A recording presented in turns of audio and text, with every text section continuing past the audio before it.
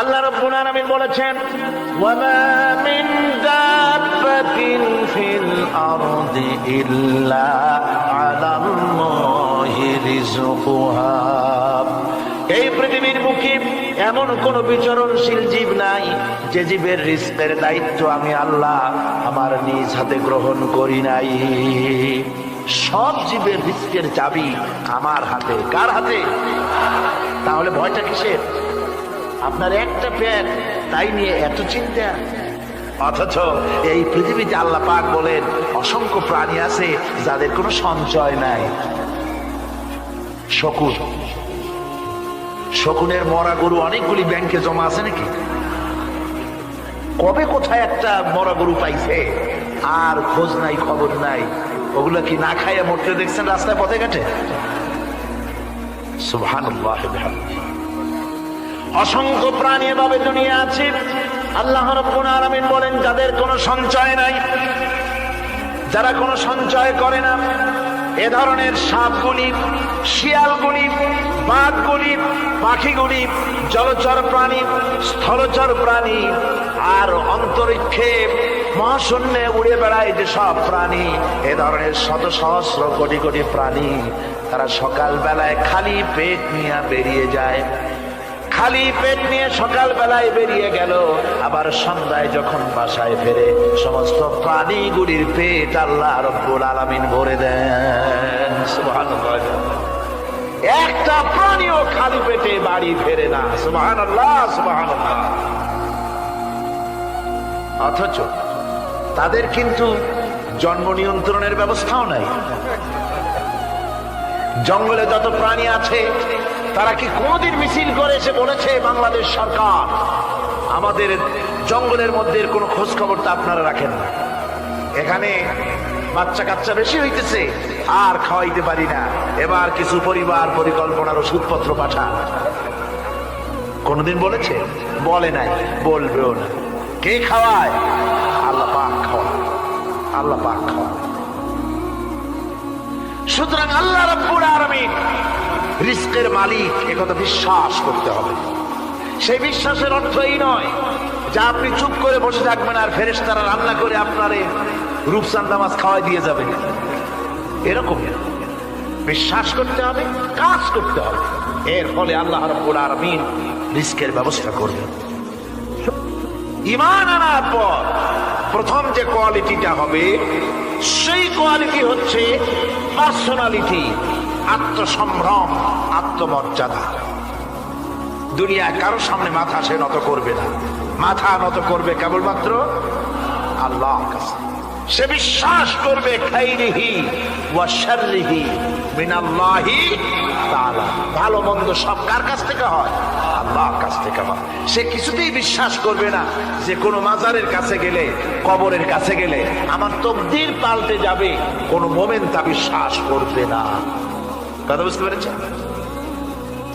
ভালো করার মন্দ করার সত্তা মালিক আল্লাহ সুবহানাহু ওয়া তাআলা। এরপরে 2 নম্বরের যে কোয়ালিটি সৃষ্টি হবে মুমিনের মধ্যে ঈমান আনার পর, সে গুণটা হচ্ছে সে বিনয়ী হবে। বিনয়, বিনম্রতা আর এক বৈশিষ্ট্য। বিনয় এবং বিনম্রতার বৈশিষ্ট্য হবে। তার কারণ হচ্ছে ঈমান আনার পরে সে জানতে পেরেছে আল্লাহ রাব্বুল আলামিনের কর্তৃত্ব থেকে বেরিয়ে আসার ক্ষমতা কারো নাই। অহংকার করে যাব কোথায়? আস্ফালন করে যাব কোথায়? আল্লাহর রাজত্বের বাইরে, আল্লাহর ক্ষমতার বাইরে যাওয়ার ক্ষমতা তো কারোই নাই। সুতরাং অহংকার তার মধ্যে জায়গা পাবে না। আল্লাহ পাক দুনিয়ার সমস্ত মানুষের জিনকে পরিষ্কার করে বলেছেন, ইয়া মাশারাল জিন্নি ওয়াল ইনস ইন ইসতাতা'তুম আন তানফুযু মিন আকতারিস সামাওয়াতি ওয়াল আরদ ফানফুযু লা তানফুযুনা ইল্লা বিসুলতান।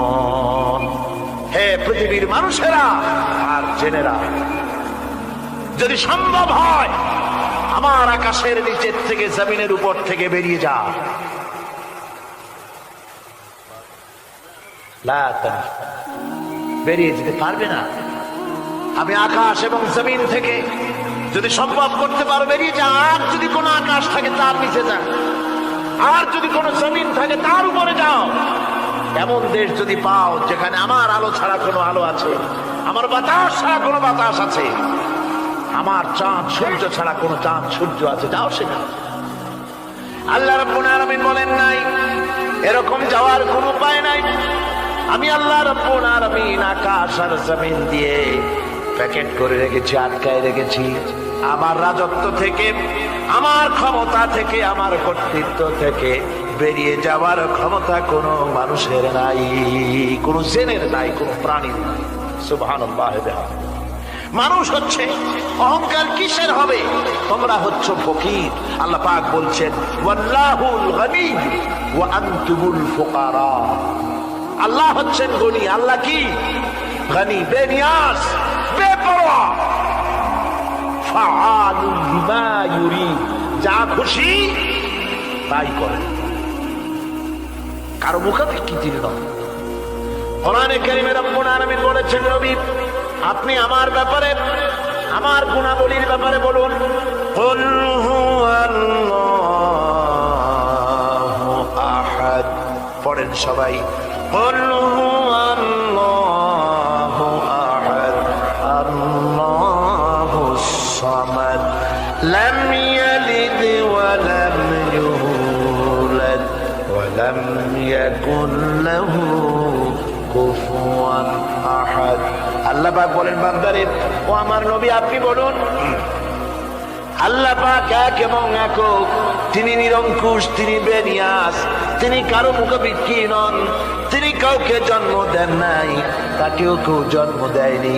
আকাশ এবং জমিনে আল্লাহর সমকক্ষ কেউ নাই। তোমরা হচ্ছ ফকির আর আমি আল্লাহ হচ্ছে বেনিয়াস। লিল্লাহি মা ফিস সামাওয়াতি ওয়া মা ফিল আরদ, আকাশে যা আছে জমিনে যা আছে সব আল্লাহ, সব কার? আল্লাহ পাকের। সুতরাং কিসের অহংকার, কিসের মাতবাড়ি? মানুষ পেছনের কথা ভুলে যায়, মোটেই চিন্তা করে না। একটু আগে যারা ক্ষমতায় ছিল আজকে তারা ক্ষমতা হারা, আজকে যারা ক্ষমতায় এলো তারা আবার ক্ষমতা মস্তদে বসে দুনিয়ার সব বিপদ আপদ ভুলে যায়। কি করে আরো বেশি লুটপাট করা যায়, আরো বেশি মানুষকে শোষণ করা যায়, মানুষ এই চিন্তাই করে। অহংকারে, ক্ষমতার দর্পে ফেটে পড়ে, চিন্তা করে না পেছনের কথা। আল্লাহ রাব্বুল আলামিন বলেন যারা নাকি মুমিন বান্দাদের বিনয় এবং বিনম্রতা তাদের মধ্যে সৃষ্টি হয়ে যাবে, তার কারণ হলো আল্লাহ পাক বলেছেন ওয়ালা তামশি ফিল আরদি মারহান ইন্নাকা লান তাখরিকাল আরদা ওয়া লান তাবলুগাল জিবালা তুলা। ওয়ালা তামশি ফিল আরদি মারহান, আমার জমিনের উপরে অহংকার করে পা ফেলো না। তুমি কি পারবে অহংকার করে আমার জমিনটাকে ফাটাই দিতে? কি বলেন, পারা যাবে? অহংকার করে জমিনের উপরে লাথি মারেন জোরে, জমিন ফাটবে? ফাটবে না, আপনার পা ছিঁড়ে যাবে। আপনি কি পারবেন অহংকার করে পাহাড়ের উচ্চতা লাফ দিয়ে ছাড়াই যেতে পারবেন? তাও পারবেন। সুতরাং আল্লাহ পাকের উপরে ঈমান আনলে পরে তাদের মাথা এভাবে নত হয়ে যায়, অহংকার তাদের মধ্যে জায়গা পায় না। অহংকার কিসের? কিসের অহংকার তোমার? মানুষ তার জন্মের কথা, কোরআনে কারীম বলে মানুষ কি তার জন্মের কথা স্মরণ করে না? তোমার তো এমন অবস্থা ছিল দুনিয়ায় উল্লেখযোগ্য বিষয়বস্তু হিসাবে তুমি পরিগণিত ছিলে না। তুমি হচ্ছ, তোমার জন্মের উৎস কথা হচ্ছে এক ফোঁটা নাপাক পানি, এমন নাপাক পানি যা শরীর থেকে নির্গত হলে পরে গোসল করা ওয়াজিব হয়ে যায়। এমন এক ফোঁটা নাপাক পানি যার জন্মের উৎস, তার আবার অহংকার কিসের? পৃথিবীতে অহংকার যারাই করলো আল্লাহ পাক তাদেরকে ভালো করে দেখায় দিলেন। নমরুদকে দেখাইছেন, ফেরাউনকে দেখাইছেন, যুগের ছোট ছোট নমরুদ ফেরাউন যেখানে যেখানে খুঁজে খুঁজে ফেরাউন হয়েছে আল্লাহ সকলকেই দেখিয়ে দিয়েছেন, দেন নাই? দেখিয়ে দিয়েছেন। সুতরাং মাথা নিচু করে চলতে হবে, বিদ্যার বড়াই করা চলবে না। কত লেখাপড়া করেছো তুমি? এমএ পাশ করেছো, তাতে কি হয়েছে? সবে মাত্র বর্ণবোধ পড়েছো, জ্ঞানের রাজ্যে পা ঢুকিয়েছো, এখনো কিছু শেখোনি। টাইটেল পাশ করেছো তো কি হয়েছে? কদ্দূর শিখেছো? নিউটনের মতো মানুষ মৃত্যুর সময় বললেন, কেন সমুদ্রের বেলাভূমিতে দাঁড়িয়ে সামান্য বালু কণা নিয়ে নাড়াচাড়া করলাম, অথই সমুদ্রের কিছুই দেখতে পারলাম না। শেখ সাদি রহমতুল্লাহ আলাইহি ইন্তেকালের সময় বলেছেন, মালুম শোধ কি হিচ মালুম না শোধ, সারা জীবন সাধনা করে বুঝিলাম ইহা যে কিছুই বুঝিলাম না। এগুলি হচ্ছে জ্ঞানীদের কথা। আর কোন রকম ইউনিভার্সিটির বারান্দা দিয়ে 3-4 দিন হাঁটছে, কয় যে সব বুঝি। কি বুঝছো? কয় দেয়ার ইজ নো গড, স্রষ্টা বলতে কেউ নেই। পাগল কি এর কাছে ধরে মিয়া? সুতরাং বিদ্যার বড়াই চলবে না, স্বাস্থ্যের বড়াই চলবে না, অর্থের বড়াই চলবে না। অর্থের বড়াই করবে, কত অর্থ তোমার হয়েছে আল্লাহ যদি ইচ্ছে করেন ব্রেনের মধ্যে, মগজের মধ্যে এমন টিউমার করে দিবেন, মগজের মধ্যে এমন ক্যান্সার করে দেবেন, হার্টের ভিতরে এমন ক্যান্সার লাগায় দিবেন, 14 গোষ্ঠী বিক্রি করলে ঔষধের পয়সা হবে না। পারবে কিনা আল্লাহ কর? জোরে বলবেন পারবেন কিনা? এমন বহুত অসুখ আছে ডাক্তাররা বোঝেই না ঔষধ দেবে কি রোগ, ডাক্তাররাই বোঝেন। এগুলি ইংল্যান্ড এবং আমেরিকায় যখন যাই সেখানে বহুত লোক দোয়া নিতে আসে, কয় যে হুজুর দোয়া করেন, দীর্ঘদিন পর্যন্ত রোগে ভুগতেছি। কি রোগ? অমুক রোগ। তাই এখানে এত মডার্ন মেডিকেল সায়েন্স এত উন্নত হয়েছে, ডাক্তাররা কি কয়? কয় ডাক্তাররা ব্লাড, স্টুল, ইউরিন, কুষ্ঠসুদ্ধার টেস্ট করিয়া কয় যে বুঝি না কি হয়েছে। সুতরাং মুমিন বান্দা যারা আল্লাহর দ্বীনকে কবুল করবে, কালেমা পড়বে, তার অন্যতম একটি কোয়ালিটি হচ্ছে সে বিনয়ী, বিনম্র হবে। সুবহানাল্লাহ পড়ে। অহংকার তার মধ্যে জায়গা পাবে না। হাদিসে কুদসির বন্ধু মনে পড়ছে সেই দার্শনিকের কথা। একজন দার্শনিক নৌকায় চড়ে যাচ্ছে কোথাও, তো নৌকায় চড়ে যাচ্ছে দার্শনিক একা, মাঝি নৌকা বাঁধছে। দার্শনিক মানুষ তো মাথার মধ্যে দর্শন গিজ গিজ করছে, কথা বলার লোক পায় না।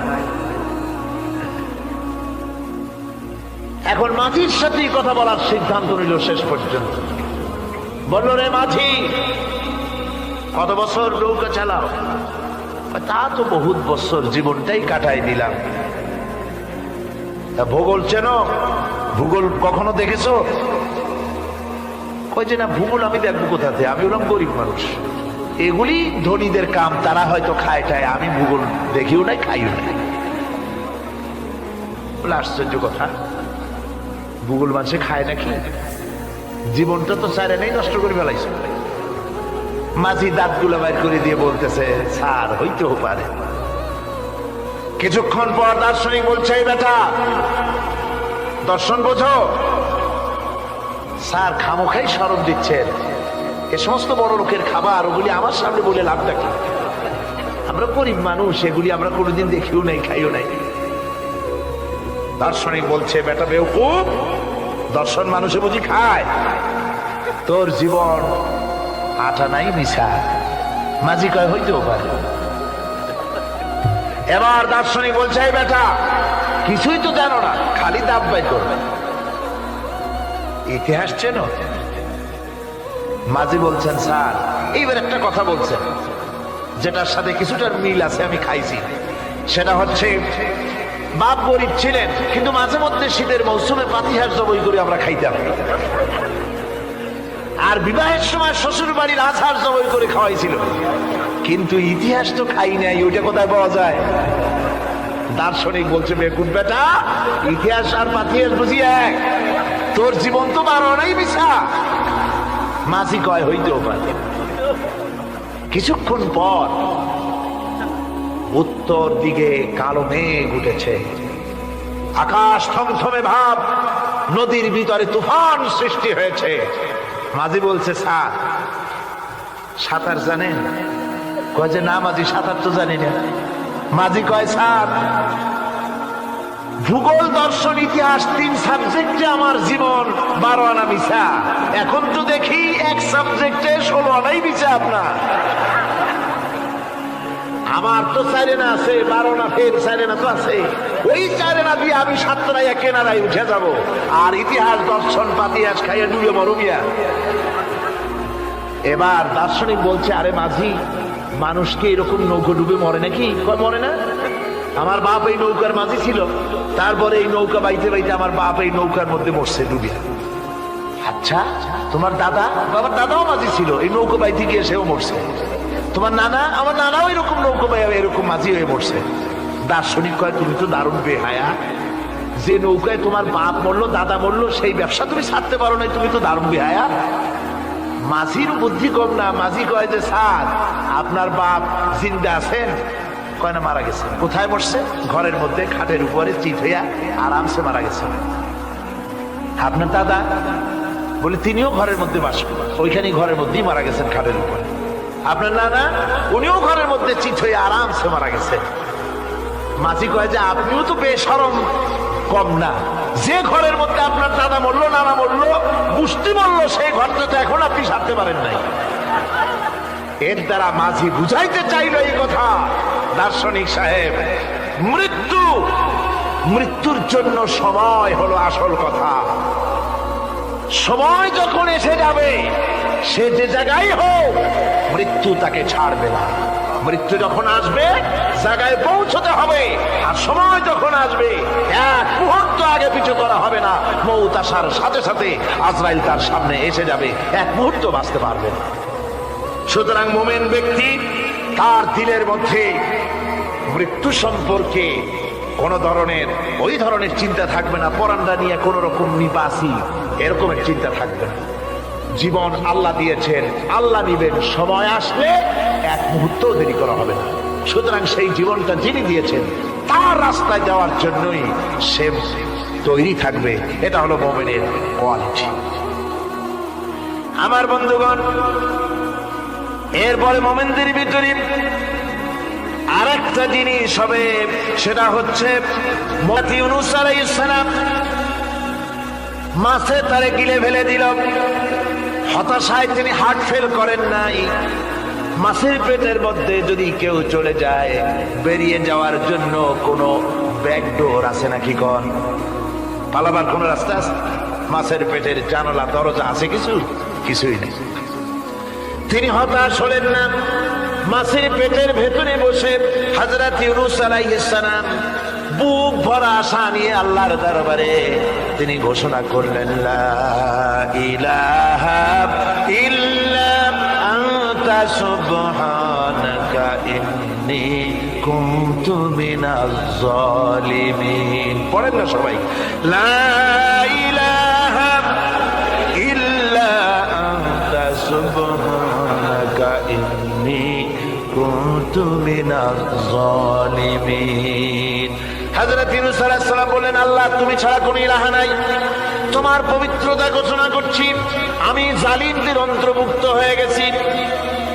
তিনি যখন চিল্লাচ্ছিলেন, মাছের পেটের ভিতরে বসে যখন কাতরুক্তি করতেছিলেন, আল্লাহ বুঝি তখন শোনেন নাই সে কথা? কি বলেন? আল্লাহ বুঝি তখন তন্দ্রায় বা নিদ্রায় ছিলেন না? আল্লাহ পাক কি ঘুমান? তন্দ্রায় যান? লা তাখুযুহু সিনাতুন ওয়ালা নাওম। আল্লাহ রাব্বুল আলামিন বলেন, কোন তন্দ্রা বা নিদ্রা আল্লাহ রাব্বুল আলামিনকে স্পর্শ করে না। হযরত ইউনূস আলাইহিস সালাম যখন মাছের পেটের ভিতরে বসে চিৎকার মারলেন, আল্লাহ পাক বলেন, ইউনূস রে, তোমার ওই ডাক কেউ শোনে নাই। দুনিয়ার কোন রাজা বাদশাহ শোনে নাই, দুনিয়ার কোন বন্ধু বান্ধব তোমার শোনে নাই, কিন্তু আমি তোমার আরশের মালিক, আমি রব্বুল আলামিন শুনেছি। শুধু শুনি নাই, সঙ্গে সঙ্গে জবাব দিয়ে দিয়েছি। ফাস্তাজাবনা লাহু ওয়া নাজ্জাইনাহু মিনাল গাম্মি। পড়েন, ফাস্তাজাবনা লাহু ওয়া নাজ্জাইনাহু মিনাল গাম্মি ওয়া কাযালিকা নুনজিল মুমিনিন। আল্লাহ পাক বলেন, আমি জবাব দিলাম। মাছের পেটের ভিতরে বেদনা শুরু হয়ে গেল। মাছ আর তলদেশে শুয়ে থাকতে পারলো না, সাঁতরাতে পারলো না। মাছ ভেসে উঠল উপরে। পেটের যন্ত্রণায় মাছ কিনারায় চলে এসে বমি করে দিতে পারলে যেন বাঁচি, এই অবস্থা মাছের হলো। কিনারায় চলে এলো, বমি করে ইউনূস আলাইহিস সালামকে ফেলে দিল। মাছও বাঁচলো, ইউনূস আলাইহিস সালামও বাঁচলো। আল্লাহ রাব্বুল আলামিন বলেন, মুমিনেরা শোনো, শুধু ইউনূসকে নয়, ওয়া কাযালিকা নুনজিল মুমিনিন। এইভাবে করে মুমিন বান্দারা যদি আমাকে ডাকে, আমার কাছে যদি হাত ফাইলায়, আমি আল্লাহ রাব্বুল আলামিন মুমিনদের এভাবে বিপদ মুক্ত করে দেই। আল্লাহ পাক বিপদ মুক্ত করে দেন। ওয়া ইয়াত্তাকিল্লাহা ইয়াজআল লাহু মাখরাজা। আল্লাহকে যে ভয় করে, আল্লাহ তার জন্য রাস্তা খুলে দেন। জোরে কোন সুবহানাল্লাহ। দেখেন, ইউসুফ আলাইহিস সালাম, জুলাইখা তাকে আটকায় ফেলেছে ঘরের মধ্যে, তালা দেওয়া, খিল দেওয়া, ছিটকানি মারা, পালাবার পথ নাই, চতুর্দিকে উলঙ্গ নগ্ন চিত্র। আর এই সুন্দরী যুবতী নারী জুলাইখা তার প্রেম নিবেদন করেছে হযরত ইউসুফের কাছে। যৌবনে ভরা, টব্বকে যৌবনের যুবক হযরত ইউসুফ আলাইহিস সালাম, সৌন্দর্যের পিরামিড, বাঁচার কোনো পথ নাই। জুলাইখার কুপ্রবৃত্তি চরিতার্থ করে দেওয়া ছাড়া। কিন্তু হযরতে ইউসুফ আলাইহিস সালাম আল্লাহ রাব্বুল আলামিনকে ডাকলেন, হতাশায় ভেঙে পড়লেন না, আল্লাহকে ভয় করলেন, আল্লাহকে ডাকলেন। আল্লাহকে ডেকে, আল্লাহকে ভয় করে তালাবদ্ধ দরজার দিকে যখন দৌড় মারলেন, রব্বুল আলামিন আপন কুদরতে দরজার তালাগুলি খুলে দিলেন। ভাইরা আমার, এভাবে করে মুমিনেরা কখনো হতাশ হয় না। ফাইন্না মাআল উসরি ইউসরা, ইন্না মাআল উসরি ইউসরা। মনে রাখতে হবে, দুঃখ কষ্টের সাথে থাকে সুযোগ সুবিধা, আর প্রত্যেক অসচ্ছলতার থাকে সাথে থাকে উদার সচ্ছলতা। এর কোনো বিপরীত আছে। وَإِذَا سَأَلَكَ عِبَادِي عَنِّي فَإِنِّي قَرِيبٌ। আল্লাহ পাক বলে, বান্দা যখন আমাকে ডাকে, আমি বান্দার একদম নিকটে, তার ঘাড়ের চাইতেও নিকটে। ওয়া নাহানু আকরাবু ইলাইহি মিন হাবলিল ওয়ারিদ। আমি আমার বান্দার সারা যে রগের উপরে তার মাথা, এর থেকেও আমি আমার বান্দার বেশি নিকটে। সুবহানাল্লাহ পড়ে। আমি তোমার কাছে, আমার কাছে মাপ চাও, যত বড় গুনাহ হোক। ওয়া ক্বালা রাব্বুকুম উদউনি আস্তাজিব লাকুম। তোমার প্রভু তোমাকে ডেকে বলেছে, আমাকে ডাকো, আমি মাফ করে দেবো। সুবহানাল্লাহ। কত বড় কথা, আমাকে ডাকো, নিরাশ হয়েও না, হতাশ হয়েও না। আল্লাহর গজব বেশি না রহমত বেশি? আল্লাহর রহমত বেশি। হাদিসে কুদসির ভিতরে এসেছে, আল্লাহ পাক বলেছেন, কোন বান্দা যদি আমার দিকে এক বিগত অগ্রসর হয়, আমার রহমত তার দিকে এক হাত এগিয়ে যায়। কোন বান্দা যদি আমার দিকে হেঁটে আসে, আমার রহমত তার দিকে দৌড়ায় যায়। বান্দা যখন আল্লাহর দরবারে দুহাত উঁচু করে চোখের পানি ফেলে দেয়, মুসলিম শরীফের হাদিসের ভিতরে এসেছে, গভীর রাত্রে, রাতের তৃতীয় অংশে আল্লাহ রাব্বুল আলামিন প্রথম আকাশে আসেন আর দেখে বলেন, পৃথিবীতে আছো নাকি কেউ গুনাহ করে জীবন বরবাদ করে দিয়েছো, আমার কাছে মাপ চাও। ঋণগ্রস্ত আছো, অসুস্থ আছো, অপমানিত আছো, কে আছো মাজলুম, আমাকে ডাকো, আমার কাছে বলো, আমি ডাকে সাড়া দেব, জীবনের আশা পূরণ করে দেব। ওই সময় যেই সমস্ত লোকেরা কাঁদে তাহাজ্জুদের নামাজ পড়ে, আল্লাহ জিজ্ঞেস করেন ফেরেশতারা, অমুক অমুক দেশে অমুক অমুক বান্দারা কাঁদে কেন? ফেরেশতারা বলে, রব্বুল আলামিন তুমি তো ভালো করে জানো। আল্লাহ বলেন, জানি, তবু তোমাদের মুখে শুনতে চাই। তারা বলে রব্বুল আলামিন তোমার এই বান্দা গুনাহ করেছে, গুনার জন্য মাপ চায়, জাহান্নাম থেকে বাঁচতে চায়। আল্লাহ পাক বলেন ফেরেশতারা আমার এই বান্দারা আমারে দেখেছে নাকি? বলে দেখে নাই। বলে আমার দোজখ দেখেছে নাকি? বলে না, তাও দেখে নাই। আমার বেহেশত দেখেছে নাকি? বলে না, তাও দেখে নাই। আল্লাহ পাক বলেন ফেরেশতারা সাক্ষী থাকো, ওরা আমাকে দেখে নাই, আমার বেহেশত দোজখ কিছুই দেখে নাই, শুধুমাত্র আমার নবীর কথা, আমার কোরআনের কথা বিশ্বাস করে আরামের ঘুমকে হারাম করে যেভাবে তারা কাঁদতেছে, সাক্ষী থেকে যাও ফেরেশতারা আমার রহমতের দরিয়ায় জোশ মেরেছে, আমার ওই ক্রন্দনরত বান্দাগুলিকে আমি আল্লাহ মাফ করে দিলাম। সুতরাং মুমিন বান্দা যারা, আল্লাহর মুমিন বান্দা যারা, এই ইমানের কোয়ালিটি এটাও হতাশায় নিরাশায় ভেঙে পড়বে না। গুনাহ তো মানুষই করে, গুনাহ হয়ে গেছে মাপ চাও। তোমার গুনাহ কদ্দূর? তোমার গুনাহ যদি হয় পাহাড় সমান, আল্লাহর রহমত আকাশ সমান। জাহান্নামের কঠিন শাস্তি থেকে বাঁচতে হলে আল্লাহর প্রতি ঈমান আনতে হবে। আর ঈমান আনলে যে কোয়ালিটি গুলি হওয়া উচিত, সেগুলি আমি আপনাদের সামনে আলোচনা করছি। এরপর আরেকটি কোয়ালিটি হবে মুমিনের, তা হলো কঠোর কঠিন বিপদে অবিচল থাকবে, বিপদে ভেঙে পড়বে না। বিপদ আপদ শত্রুতা ক্ষয় ক্ষতি যা কিছু হয় সবই আল্লাহর পক্ষ থেকে, এটা মেনে নিতে হবে এবং ধৈর্য ধারণ করতে হবে। বিপদ মুসিবত শুধু উম্মতের জন্য নয়, দুনিয়ার সমস্ত নবীদের বিপদ এসেছে, হয় নাই? নবীদের বিপদ আসে নাই? কোরআনে কারীম থেকে শুনুন, আল্লাহ রাব্বুল আলামিন বলেন ওয়া কাযালিকা জাআলনা লিকুল্লি নাবিয়্যিন আদুওয়াম মিনাল মুজরিমিন।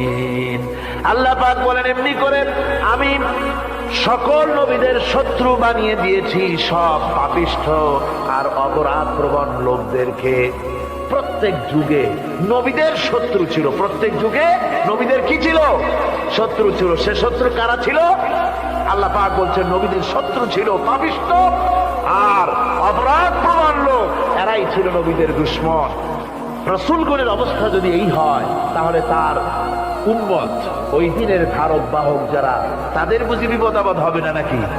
হবে কিনা? তো ইসলামের বিরোধিতা যারা করে, কোরআনের পরিভাষায় বলা হয়েছে ইসলামের দুশমন, নবীদের দুশমন। দুনিয়ার সব পাপিষ্ঠ আর অপরাধ প্রবণ লোকেরাই ইসলামের দুশমন হয়, নবীদের দুশমন হয়। আজও দেখেন, আজও তাকিয়ে দেখেন, ইসলামী আন্দোলনের বিরোধিতা যারা করে তারা পাপিষ্ঠ চরিত্রের কিনা, তাকায় দেখেন, খুঁজে দেখেন, সর্বত্র খুঁজে দেখুন, খুঁজে দেখুন। যারা ইসলামী আন্দোলনের বিরোধিতা করে, যারা ইসলামকে মিটিয়ে দেওয়ার চেষ্টা করতেছে, যারা ইসলামকে মৌলবাদ বলে, ইসলামকে সাম্প্রদায়িক বলে, কোরআনে কারীমের কথা কত স্পষ্ট যে নবীদের দুশমন হয়, ইসলামের দুশমন হয় মুজরিম লোকেরা, অপরাধ প্রবণ আর পাপিষ্ঠ লোকেরা। আজও আমরা দেখতে পাই এই শ্রেণীর লোকেরা পাপিষ্ঠ এবং সবচাইতে সমাজের নিকৃষ্ট ধরনের চরিত্রহীন লোক। নামাজ নাই। আপনি খুঁজে দেখেন ইসলামী আন্দোলনের বিরোধিতা যারা করছে, যারা নেতৃত্ব দিচ্ছে, নামাজ নাই, রোজা নাই, চরিত্র নাই, হজ নাই, যাকাত নাই, মদ, জুয়া, জেনা, ব্যভিচার ইত্যাদিতে লিপ্ত। চেহারা দেখলে ছেলেপেলেরা 2 গ্লাস পানি খায় ভরস। কথা ঠিক কিনা কর? এই হলো অবস্থা। মারে কেন? মুমিনদেরকে, পয়গম্বরদেরকে, সাহাবীদেরকে এবং ঈমানদারদেরকে মারে কেন? তার কারণ হচ্ছে আল্লাহ রাব্বুল আলামিন বলেছেন ওয়া মা নাকামু মিনহুম ইল্লা আইয়ুমিনু বিল্লাহিল আজিজিল হামিদ।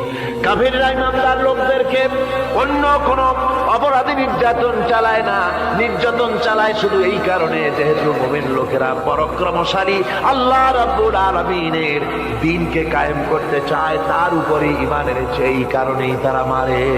ঠিক কিনা কর? যুগে যুগে নবীদের উপরে, সাহাবীদের উপরে যে অত্যাচার হয়েছে, সে অত্যাচার এই কারণেই হয়েছে, অন্য কোনো কারণে নয়।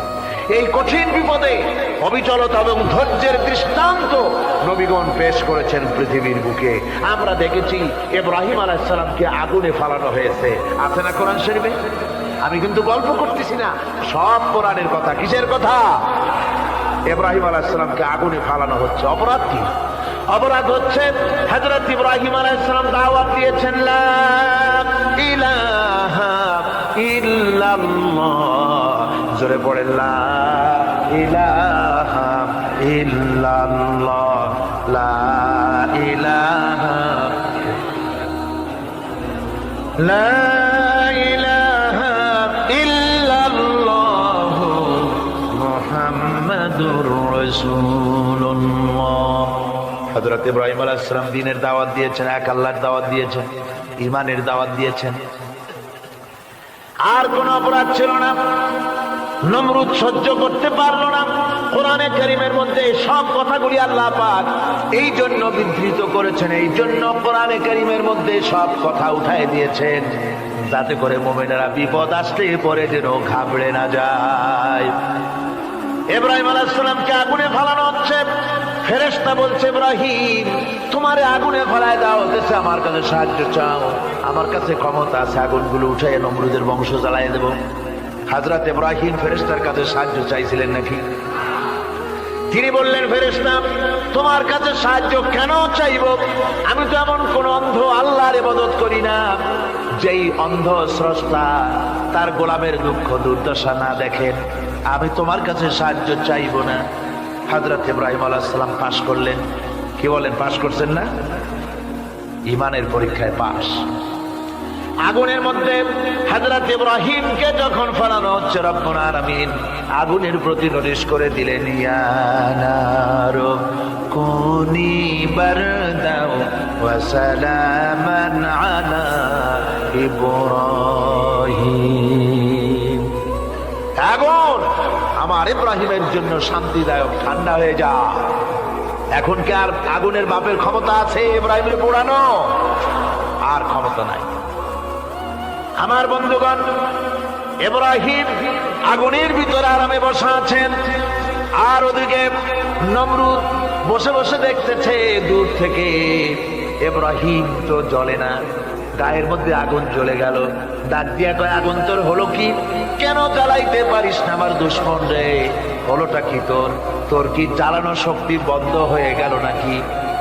আগুনের ভিতর থেকে জবাব এলো, নমরুদ রে, আমার ভিতরে জ্বালানো শক্তি আছে কি নাই যদি প্রমাণ করতে চাও, টেস্ট করতে চাও, তুই নিজে আয়, তোরে শুদ্ধ তামাম দুনিয়া জ্বালাই দিতে পারি, ইব্রাহিমের এক গাছা পশমও জ্বালাই দিতে পারি না। তার কারণ হচ্ছে আমি হচ্ছি মাখলুক, আল্লাহ হচ্ছেন খালিক। আল্লাহ আমাকে বলেছেন না জ্বালাতে, তুমি 1000 বার বললেও আমি ইব্রাহিমকে জ্বালাইতে পারবো না। কোরআনে কারিমে ঘটনা বলে মুমিনদেরকে সাহস দেওয়া হচ্ছে, মুমিনেরা দ্বীনের কাজ করতে গিয়ে বিপদ আবাজ আসবে, ঈমানের দাবি হলো বিপদ আসবে, আর বিপদ আসলে ঘাবড়ায় যেও না, মুসিবতে পড়ে চিন্তায় পেরেশানে হয়রান হয়ে যেও না। বিশ্বকবি আল্লামা ইকবাল কি সুন্দর করে বলেছেন, আজ ভি হো জু ইব্রাহিম কা ইমা পয়দা আগ কর সকতি হ্যায় এক আন্দাজ গুলিস্তান পয়দা। ইব্রাহিমের ঈমান যদি আজিও কোথাও হয় বিদ্যমান, করতে পারেন অগ্নিকুণ্ডে খুবসুরত এক গুলিস্তান। আজও যদি আগুনের ভিতরে কোন নমরুদ